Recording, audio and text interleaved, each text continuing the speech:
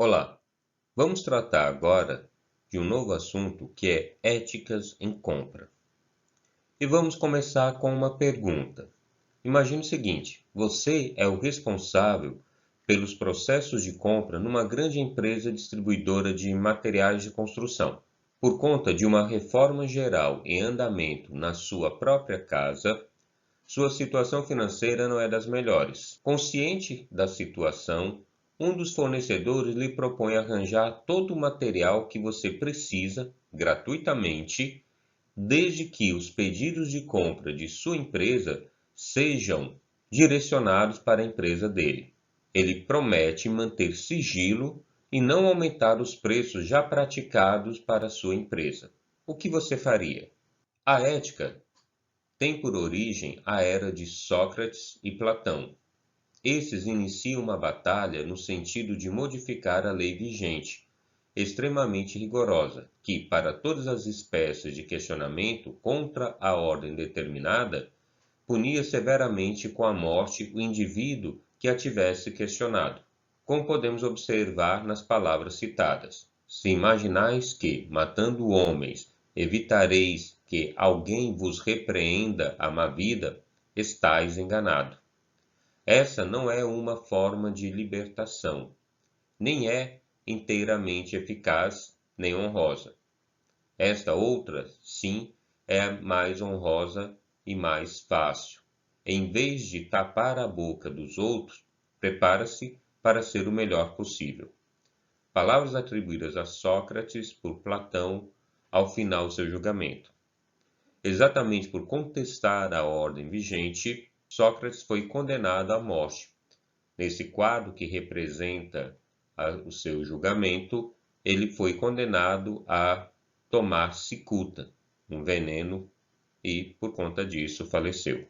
Sócrates foi um filósofo que viveu entre os anos 470 e 339 a.C. e foi dele um dos principais inícios em relação a se pensar ética e moral. Para ele, a ética baseia-se na defesa de valores como o bem, a justiça e o conhecimento. Para ele, ética é uma prática do bem comum. Já Platão, que viveu entre 427 e 347 a.C., refere-se ao bem como o valor mais importante do ser humano. Para que isso fosse possível, em sua opinião, o ser humano devia guiar-se unicamente pela razão, abandonando as emoções e suas paixões. De certa forma, a organização da sociedade deveria ser realizada pelos que detinham o conhecimento. Não vamos nos aprofundar no sentido filosófico do que significa ética, mas vamos lembrar desses conceitos que nos serão úteis mais adiante. Mas o que vem a ser ética? A ética, em sua essência, é social, pois é a partir de uma sociedade específica que a ética expressa sua história e a sua cultura. Sob a luz da filosofia, ética é uma ciência que estuda os valores e princípios morais de uma sociedade e seus grupos. O termo ética deriva do grego ethos, que significa caráter, modo de ser de uma pessoa. Do latim mos, ou plural mores, significa costumes, de onde se derivou a palavra moral. Apesar de serem utilizadas como sinônimo, ética e moral possuem diferenças. A ética, podemos dizer que ela é do indivíduo, nasce com ele, das suas características próprias, intrínsecas, enquanto que a moral pode ser resumida como um conjunto de normas ditados aos grupos sociais, onde eles deverão basear os seus costumes. E ética corporativa, ética nas empresas.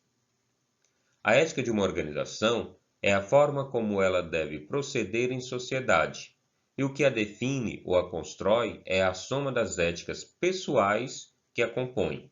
Sendo assim, a ética corporativa é formada por indivíduos unidos por um fim comum, de pensamentos e ideias que possuem uma mesma concepção no modo de realizá-los, estando sujeitos a regulamentos que vão fornecer procedimentos adequados a serem seguidos. A busca pela ética nas empresas também impõe limites na utilização de procedimentos que venham afetar a sociedade de uma forma geral. Portanto, a ética corporativa é o somatório do comportamento ético dos seus indivíduos. Para que isso ocorra de acordo com a maneira planejada pela empresa, é normal as empresas terem códigos de ética ou códigos de condutas em que os seus colaboradores deverão estar atentos e seguir, inclusive sendo passíveis de punição quando do não cumprimento desse código. Podemos apontar 3 componentes da ética: ideais, valores e princípios. De acordo com o dicionário.com.br, valores é a reunião das normas, preceitos morais ou regras sociais que são passados de uma pessoa, sociedade, grupo ou cultura para outra. Também significam títulos de crédito que designam uma quantia em dinheiro. Assim, podemos dizer que valores é tudo aquilo que é importante. Já princípios são regras, preceitos morais.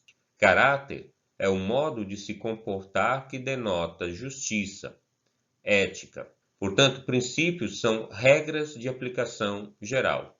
Ideais. Ideais vem do verbo idear, o mesmo que esboçais, planejais, planeais, preconcebeis, engendrais, devaneais, fantasiais, sonhais. Ideais, podemos dizer, portanto, que é o comportamento que, embora valorizado, vão além do que é estritamente exigido pelas regras.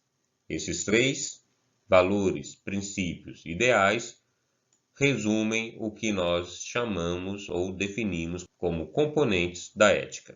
Diretrizes da ética em compras.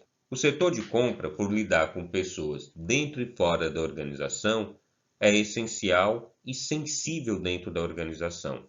Esse setor ele vai espelhar para as outras empresas, para o mercado, o governo, ou seja, o ambiente externo, o que é a empresa. O comportamento ético individual, somado ao comportamento ético individual dos demais colaboradores da empresa, resultam no próprio comportamento ético da organização. Assim, cada colaborador, dentro do seu comportamento ético, irá espelhar ou refletir o comportamento da empresa. Podemos citar como diretrizes da ética em compras alguns exemplos, como as políticas praticadas no departamento de vendas deverão ser as mesmas praticadas pelo de compra. Não aceitar presentes, material promocional, troca de serviços de fornecedores. Em outras palavras, algumas empresas têm dentro do seu código de ética não aceitar presentes, de jeito nenhum, de valor nenhum. Outras limitam esses valores ou esses tipos de presentes, sendo, por exemplo, brindes como uma caneta, uma agenda, uma pasta, aceitável, mas com muito cuidado. Já há casos de organização que não aceita a troca de presentes por parte dos fornecedores e também não poderá oferecer presentes ou material promocional. Ela nem aceita, nem recebe, nem dá esses presentes.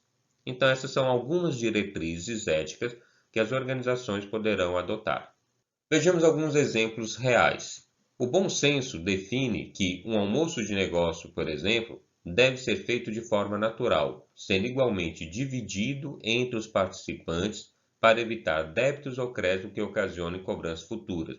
Quando falamos aqui em dividido, estamos falando dos valores pagos. Então, se há um jantar ou um almoço de negócio, o total da despesa desse almoço ou desse jantar deve ser dividido igualmente entre as partes para evitar que amanhã ou depois aquela parte que pagou o almoço ou jantar ou o maior valor deste venha a querer ter algum tipo de vantagem ou benefício por conta disso. O ideal é evitar a omissão de detalhes que podem ser desfavoráveis ao comprador. você vai notar que a transparência é o braço direito do código de ética das empresas da sociedade. Portanto, tudo que você fizer, seja o mais transparente possível. Deixe as regras claras de funcionamento da sua empresa. Quais são as suas intenções? Em relação à cotação de preços, o indicado é realizar pelo menos 3 processos para verificar as condições. Porém, muitas vezes o que se vê é que os colaboradores do setor de compra realizam esse procedimento apenas para cumprir o protocolo, apenas por uma questão burocrática, sem necessariamente fazer isso de forma adequada. E pior, nesse caso, o fornecedor já foi escolhido e as planilhas são preenchidas com dados fictícios, o que naturalmente perde total e completamente a essência e efetividade de ter essa norma. Com o passar do tempo, a agilidade e praticidade dos processos são tidos como prioridade nas empresas modernas. Portanto, se existe um protocolo interno, ou norma, código, etc., é para tornar o processo mais eficiente, ou seja, deve ser cumprido. Não basta ser ético e honesto, é essencial parecer como tal. Devem ser evitadas situações, ações e comunicações que possam ser percebidas como comportamento impróprio ou aético, visto que as consequências disso poderão causar dano à imagem do profissional de compras, como se realmente tivesse ocorrido. O principal dever do profissional de compras é obter a maior relação custo-benefício para cada centavo gasto na compra de produtos e serviços. Para atingir esse fim, além da lealdade irrestrita para com a entidade para a qual trabalha, é essencial assegurar que interesses pessoais e amizades jamais interfiram na decisão de compra. Os fornecedores devem ser tratados como aliados na busca da solução mais vantajosa para ambas as partes. É indispensável promover um clima de profissionalismo, imparcialidade e respeito mútuo no relacionamento com os fornecedores, evitando favoritismo danosos e assegurando igualdade de condições na competição pela melhor oferta de produtos e serviços. Embora seja aceitável o relacionamento duradouro com fornecedores, há que assegurar condições para manter a competitividade na compra. No decorrer da relação comercial, é normal troca de brindes e presentes no valor simbólico, bem como demonstrações de apreço e hospitalidade, como por exemplo almoço de negócios, convite para palestras, feiras, eventos de várias naturezas, etc. Contudo, o funcionário deve evitar presentes, convites e favores que excedam o valor intrínseco de uma simples cortesia e que possam comprometer sua capacidade de julgar com isenção a oferta de produtos e serviços daquele fornecedor. Cumprir leis, regulamentos e regras deve fazer parte do credo do profissional de compras no exercício da cidadania responsável. Os profissionais obedecerão às leis do Brasil, os acordos internacionais, as políticas e normas internas da entidade empregadora e os contratos celebrados com os fornecedores, a fim de que os negócios sejam conduzidos sobre um clima de confiança e respeito às regras. Em dúvida quanto às situações e negócios com aparência suspeita ou que não tenham legitimidade clara, deve o profissional de compras compartilhar a preocupação ou aconselhar-se com os superiores da empresa ou colegas associados, ou com a comissão de ética. Em sentido a recíproca, o resultado de orientação superior, esta condição deverá ser documentada para caracterizar a interferência desse fator no processo de compra. A reciprocidade do negócio que limitar a competitividade e a própria atuação do profissional de compras deve ser evitada. Mesmo quando isso envolver familiares, deve o associado ou o funcionário submeter a situação à direção da entidade e obter uma declaração de que não existe conflito de interesse.